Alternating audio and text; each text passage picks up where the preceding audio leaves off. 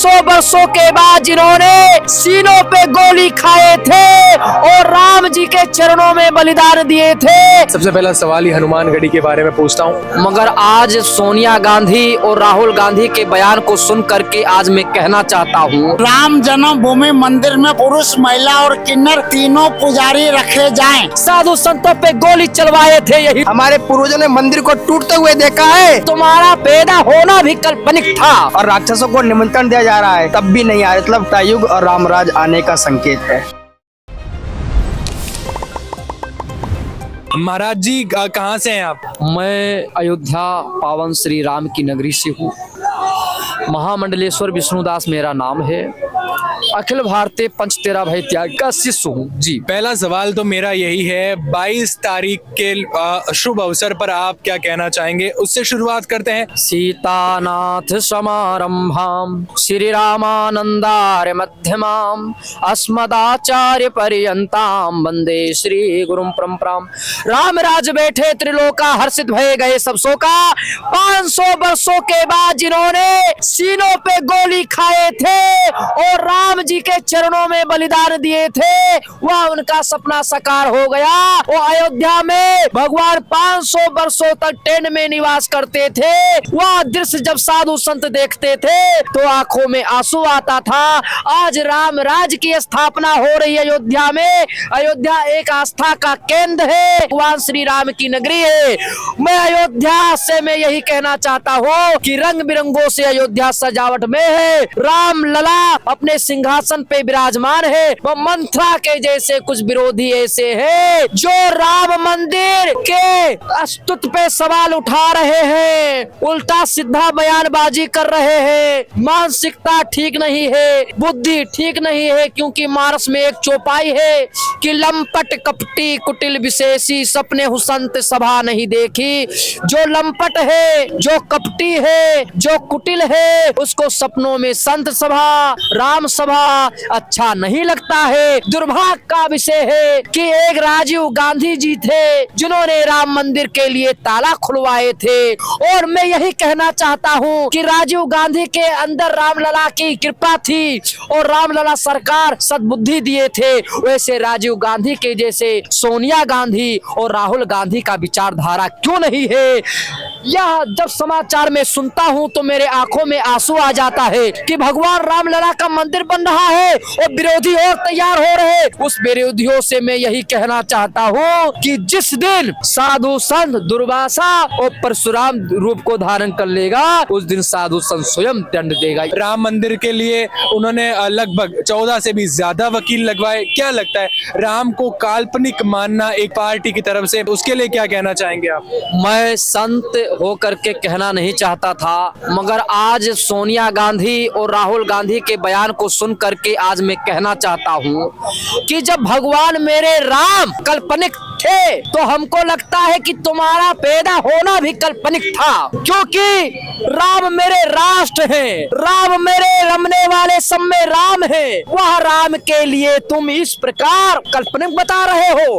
राम है तो तुम हो, राम नहीं तो तुम नहीं। सबके प्राणों के आधार मेरे राम है, सबके अंदर राम बसते हैं और राम के विषय में इस प्रकार काल्पनिक बता रहे हो। मैं यही कहना चाहता हूँ कि हे कांग्रेस, बुद्धि सुधार लो और भगवान से प्रेम कर लो, अपराध क्षमा कर देंगे प्रभु रामलला सरकार। साधु संतों के चरणों में चले जाओ। कितने विरोधी हो तुम। जब भगवान राम मंदिर नहीं बन रहा था उस समय तुम विरोध करते थे। 370 धारा हटवाए हमारे मोदी जी, तब भी तुम विरोध करते थे। आज भगवान वनवास काट करके अपने मंदिर में आ रहे हैं, तभी तुम विरोध कर रहे हो। हे विरोधियों, ये संत चेतावनी दे रहा है कि तुम सुधर जाओ। अगर नहीं सुधरोगे तो तुम्हारी जो टीम है, जो तुमने कांग्रेस पार्टी बनाया है, उसका नामो निशान समाप्त हो जाएगा। यही दुर्गति है, यही तुम्हारी विचारधारा है जो सत्ता कभी नहीं पा सकते हो। आज हमारे भारत के माननीय प्रधानमंत्री जी राम के सेवक हैं और राम के सेवक के नाते अयोध्या में आए, रोड शो किए। अगर मोदी योगी नहीं होते तो मंदिर का निर्माण नहीं होता। पहले भी कोर्ट थी, पहले भी न्यायालय था, पहले हिंदू के पक्ष में क्यों फैसला नहीं आया? आज फैसला क्यों आया? आया, या मैं योगी मोदी को ही माध्यम मानता हूँ। हिंदू पक्ष के फैसला आया, उसके मुद्दे पर बात करते हैं। काफी लोगों का कहना है कि इसको हिंदू राष्ट्र घोषित कर देना चाहिए। राम राज्य आ चुका है, उसके बारे में क्या कहेंगे? हिंदू राष्ट्र के बारे में क्या कहेंगे? देखिए, हिंदू राष्ट्र हो चुका है, केवल घोषित होना बाकी है। तो मैं उनसे यही निवेदन करना चाहता हूँ कि अगर हिंदू राष्ट्र की कल्पना करते हो तो योगी मोदी को लाओ, क्योंकि वही योगी मोदी है जो अयोध्या में राम मंदिर का कोई कल्पना नहीं कर सकता था। आज अयोध्या में राम मंदिर बन रहा है, तो राम मंदिर से ही हिंदू राष्ट्र की सीढ़ी तैयार हो रही है। जब हम लोग यही थे, साधु संतों पे गोली चलवाए थे यही लोग, ये क्या राम के अस्तित्व पे सवाल उठाते रहते हैं? इनकी बुद्धि मारी चुकी है, इनकी मानसिकता ठीक नहीं है। अगर इनकी मानसिकता ठीक होती तो एक शंकराचार्य है अभिमुक्तेश्वरानंद, वो क्या कह रहे हैं? भगवान राम की मूर्ति खंडित है, खंडित में नहीं जाना चाहिए।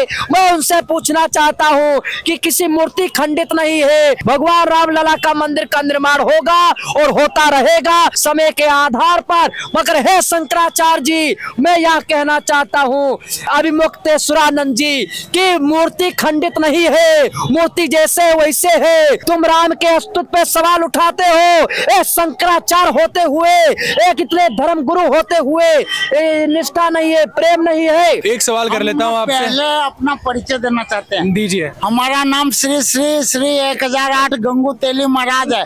हम तपस्वी छावनी पीठाधीश्वर जगत गुरु परम हंस आचार्य के शिष्य हैं। हम तपस्वी छावनी रामघाट अयोध्या में रहते हैं। हमारा एक विशेष मांग है, राम न सबके हैं, बिल्कुल। इसलिए राम जन्मभूमि मंदिर में पुरुष, महिला और किन्नर तीनों पुजारी रखे जाएं, क्योंकि ना राम जन्मभूमि तीर्थ क्षेत्र ट्रस्ट ने पुरुष, महिला और किन्नर तीनों से दान लिया है। नहीं तो ना महिलाओं और किन्नरों से लिया गया दान वापस लौटाया जाए। पुजारी जी, कई नाम है आप लोग? मान जगदीश्वर दास।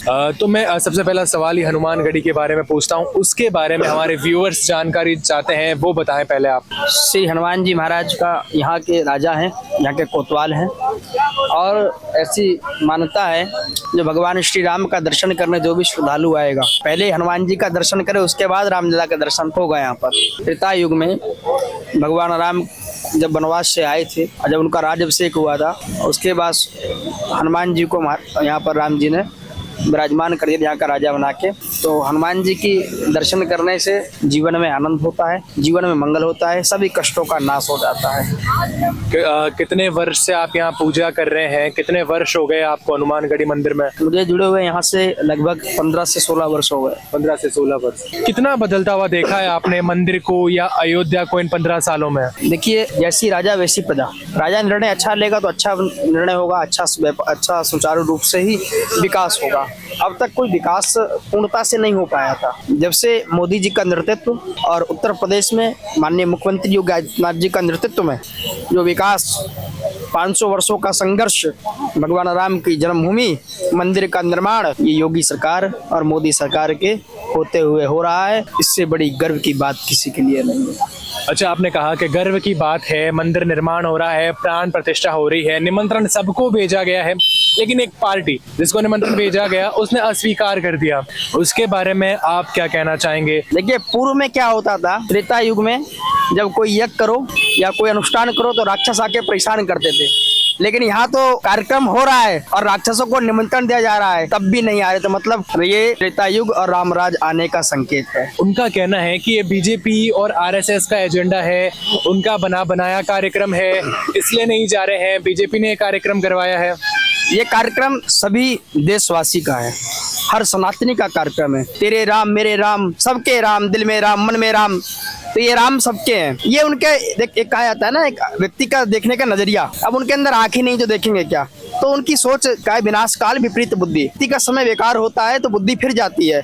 ये जो आज निमंत्रण को अस्वीकार कर रहे हैं, ये राम को स्वीकार कर रहे हैं, कहीं ना कहीं इनको पता चल जाएगा कि ये देश भी देख रहा है कि ये राम के द्रोही है, ये हिंदू के द्रोही हैं और ये सिर्फ राजनीति ही करना जानते हैं, राम के नाम पर राजनीति की।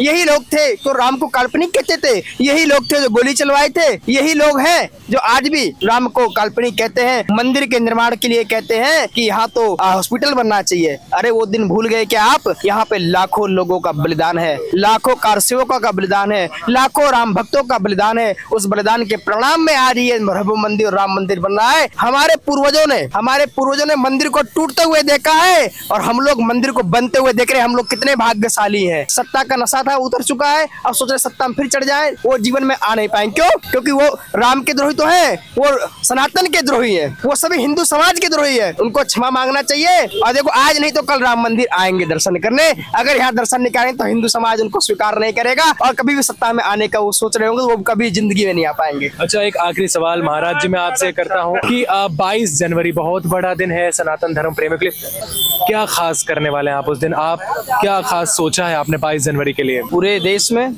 और पूरे विश्व में ही मैं कहता हूँ, हर भगत राम में है, हर गली राम में है, हर मंदिर राम में है, हर घर राम में है, हर भक्त राम में है, हर संत राम में है, हर श्रद्धालु राम में है, हर राम भक्त राम में है। तो उस दिन 22 जनवरी को सभी लोग दीपावली बनाएंगे, क्योंकि हमारे एक दीपावली तो बनाते हैं हम लोग, भगवान राम का वनवास हुआ था और भगवान का जो अभिषेक हुआ था। लेकिन ये दीपावली अब बनेगी 22 तारीख को कि अब भगवान राम विराजमान होने वाले हैं। और सभी से निवेदन भी करेंगे, अपने घर को सजाइए, अपने द्वारे को सजाइए, अपने मंदिर को सजाइए, अपनी गली को सजाइए, अपने चौराहे को सजाइए और भव्य दीपोत्सव बनाइए। भगवान राम का आगमन हो रहा है और यहीं से एक संकेत दिया जा रहा है कि पूर्व में जिस प्रकार भारत विश्व का नेतृत्व करता था, भगवान राम जैसे विराजमान हो जाएंगे, फिर पूरे विश्व का नेतृत्व करेगा भारत और विश्व गुरु की ओर अक्सर होगा, क्योंकि रामराज आ रहा है। 4 शंकराचार्य भी हैं जिन्होंने इस निमंत्रण को अस्वीकार किया है। उनका कहना है कि जो मंदिर है वो निर्माणाधीन है, मंदिर का निर्माण चल रहा है, उससे पहले कैसे प्राण प्रतिष्ठा की जा सकती है, इसलिए हम भी इस मंदिर में नहीं आएंगे। 4 शंकराचार्य के द्वारा निमंत्रण अस्वीकार किया गया है। 2 शंकराचार्य हैं, वो बोलते कुछ और है, वो अपने मुँह से, लेकिन बुलवा कौन रहा है वो आप समझ जाइए।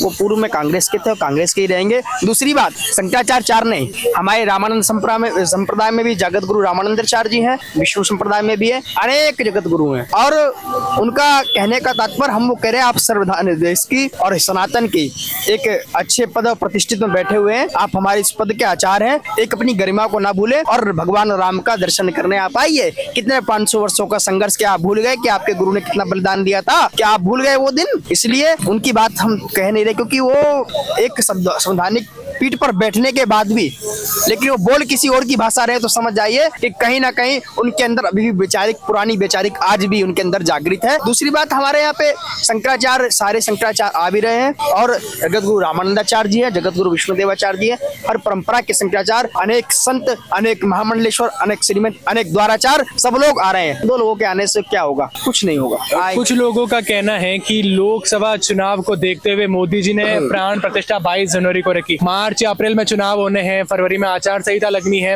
लोकसभा चुनाव में अपनी जीत पक्की करना चाहते हैं, अपनी तरफ वोट खींचना चाहते हैं, इसलिए जनवरी में मोदी जी ने ये प्राण प्रतिष्ठा रखी है, चाहे मंदिर बना या नहीं बना। कौन बोला मंदिर नहीं बना? देखिए पूरा गर्भगृह कंप्लीट है, भगवान गर्भगृह में तो विराजमान होंगे, तो गर्भगृह तो कंप्लीट है। मैंने कहा ना, लोगों की आंख, अब उनकी आंखों को नहीं दिख रहा, मोतियाबिंद हो गया हो तो बात अलग है, तो वो विषय नहीं है। मंदिर तो कंप्लीट है, भगवान गर्भगृह में विराजमान होंगे और लोगों का तो यह काम ही रहा है विरोधियों का विरोध करना। जो लोग राम को काल्पनिक कहते हैं, जो अपने बाप का सम्मान नहीं करते, तो उनका तो काम भोगना है। मैं उनकी बातों को नहीं मानता। जय श्री राम। जय श्री राम।